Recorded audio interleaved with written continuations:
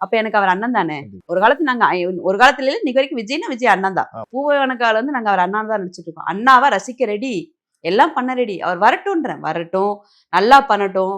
அவர் என்ன பண்றாங்கிறத மக்களும் பார்க்கட்டும், தப்பே இல்லை. ஆனா நீங்க பேசுற அந்த அக்காங்கெல்லாம் அவங்க சும்மா அவரு பேசுற டைலாக் மாதிரியே தான் பேசுறாங்கன்னு சொல்லணும் ஒழிய, ஆத்மார்த்தமா அவங்க அண்ணன் என்ன பண்ணான்னு அவங்ககிட்ட கேளுங்க, சொல்ல தெரியாது. ஆல்ரெடி நான் நிறைய பசங்க பேசுனது கூட கேட்டிருக்கேன். அவர் என்ன பண்ணுவாருன்னு கேட்பாங்க. அவர் பண்ணுவார்.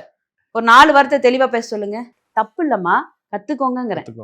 அரசியலுக்கு யார் வேணாலும் வரலாம். மக்களுக்கு நீங்க நல்லது செய்ய ஆசைப்படுறீங்கன்னா நீங்க தாராளமா வாங்க, வரவேற்கிறோம். ஆனா இந்த மேடை பேச்சு பேசாதீங்க. லைவ்ல இறங்கி வேலை செய்யுங்க.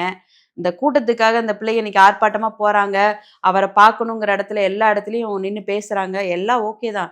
ஆனா தயவு செஞ்சு மீடியால பேசுறோங்கிறத கவனமா கூர்ந்து நீங்க பேசுறத 4 பேர் எடுத்துக்கணுங்கிற மாதிரி பேசுங்க. ஒரு புள்ள சொல்லுது, அவருக்கு பொண்டாட்டி இல்லைன்னா என்ன, நாங்கெல்லாம் பொண்டாட்டியா இருக்கோங்குது.